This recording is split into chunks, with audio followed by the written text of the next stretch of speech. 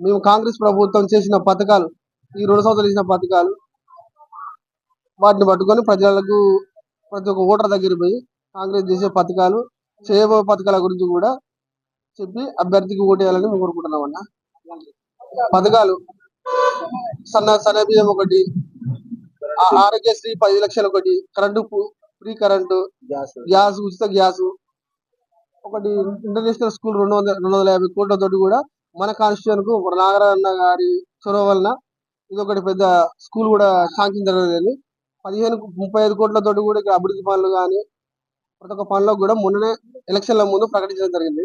వీటిని పట్టుకొని మేము పోయి జనాల దగ్గర పోయి ఓటర్కు ప్రమిళక్కకు ఓటేయాలని, ప్రమిళక్క ఘన విజయంతో గెలిపించాలని మమ్మల్ని నాగరన్న గారికి అక్కకు తరపున ఇక్కడ దూరింది. మేము అక్కని గెలిపించుకోవాలని కోరుకుంటున్నాం. ప్రచారం చేయడం జరిగింది. మా అభ్యర్థిని అత్యధిక మెజార్టీతో గెలిపిస్తారని మేము భావిస్తున్నాం.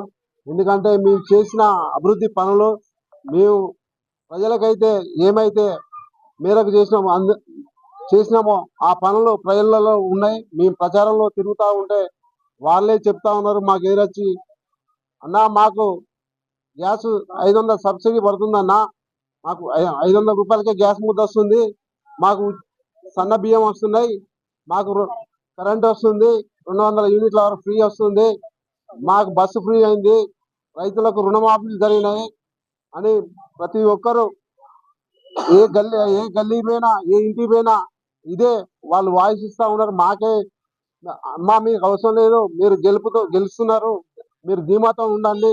ఎందుకంటే రేవంత్ అన్న సర్కారులో ఇక్కడ కేఆర్ నాగరాజు ఎమ్మెల్యే గారి డెవలప్మెంట్ ను చూసి, అభివృద్ధిని చూసి యంగ్ ఇండియా స్కూల్ ఇక్కడికి వద్దనపేటకు రావడం, అది వద్దనపేట నియోజకవర్గం ప్రజలు చేసుకున్న మన పుణ్యం. ఎందుకంటే ఇటువంటి ఎన్నో అభివృద్ధి కార్యక్రమాలు, ఇంకా సంక్షేమ కార్యక్రమాలు ఇంకా ఎన్నో ఉన్నాయి.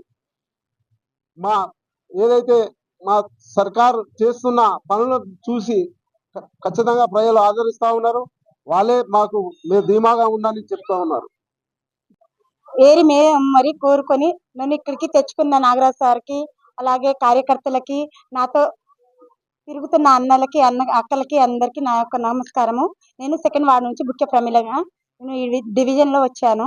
అలాగే మనకు 10 ఏళ్ళు చేశారు తెలంగాణ ప్రభుత్వం, మనకు సోనియమ్మ ఇచ్చింది, మనకు తెలంగాణ ఏర్పాటు చేసింది.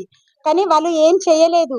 వాళ్ళు పార్టీ నిర్ణయించుకున్న వాళ్ళు మన కాంగ్రెస్ నుంచి మనకు విడిపోయి వాళ్ళు తెలంగాణ పార్టీ నిర్మించుకొని వాళ్ళు మనకు ఎంత అన్యాయం చేసిండ్రో మనకు అందరికీ తెలిసిందే.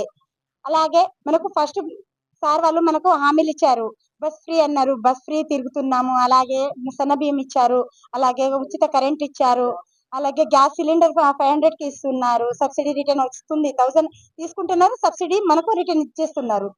అలాగే మనకు ఇప్పుడు 270 కోట్లతోటి మనకు మళ్ళా శాంక్షన్ చేసిండ్రు. స్టేడియం ఒకటి శాంక్షన్ చేసిండ్రు, 200 పడగల ఆసుపత్రి ఒకటి శాంక్షన్ చేసిండ్రు, అలాగే స్కూల్ రిలీజ్ చేసిండ్రు. ఇంకా నెక్స్ట్ ఏమేమి ఉన్నాయో అన్ని మనకు చేస్తున్నారు సార్ వాళ్ళు. అలాగే నాగరాజ్ సార్ కూడా నాకు చాలా సపోర్ట్ గా ఉన్నారు. అలాగే పార్టీని గెలిపించే బాధ్యత నా మీద ఉన్నది, గెలిపిస్తా ఖచ్చితంగా. సమస్యలు ఇప్పుడు ప్రజెంట్ అయితే వాళ్ళు 10 ఏళ్లలో వాళ్ళకు ఏంటంటే డ్రైనేజ్ ఒకటి వాళ్ళు క్లీన్ చేయలే. అప్పుడు అంటే వాళ్ళు చేయలేదని వాళ్ళకు అపోజిట్ లోనే ఉన్నారు. వాళ్ళకు ఏమేమి సమస్యలు ఉన్నాయో నాకు చెప్పిండ్రు. రోడ్ ఒకటి ఉన్నది, అలాగే డ్రైనేజ్ ఉన్నది, ఇంకా ఇటు సైడ్ అంటే వాటర్ ప్రాబ్లం ఉన్నది. వాళ్ళకు 10 ఏళ్లలో ఒక్కటి కూడా వాళ్ళకి జరగలేదు. ఇందిరమ్మ ఇల్లు ఇచ్చారు, 133 ఇల్లులు ఇచ్చారు. ఇంకా 2nd విడతలో 150 ఇల్లులు, మళ్ళీ 3rd విడతలో 150 ఇల్లులు. అలాగే సార్ మాకు మాట ఇచ్చారు, ఖచ్చితంగా నెరవేరుస్తారు. అలాగే కాంగ్రెస్ పార్టీ గెలిచే అధికారంలో వస్తుంది.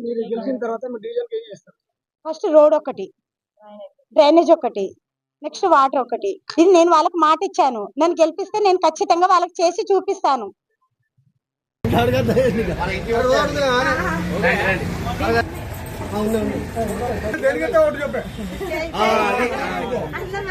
చూడక్క బొట్టు పెట్టుకున్నా మాట్లాడక్క. ఏదైనా సహకారం చేయాలంటే ఏది మనకు వాళ్ళకి చేసిన నీళ్ళలో పడేసినట్టే, మురిగిపోయినట్టు ఓట్లు మనం వేస్తే మన అధికార పార్టీ ఉన్నది, అన్ని చేసే బాధ్యత మనకు ఉన్నది. మీకు అడిగే హక్కు ఉన్నది, నాకు చేసే బాధ్యత ఉన్నది. దయచేసి మర్చిపోకండి.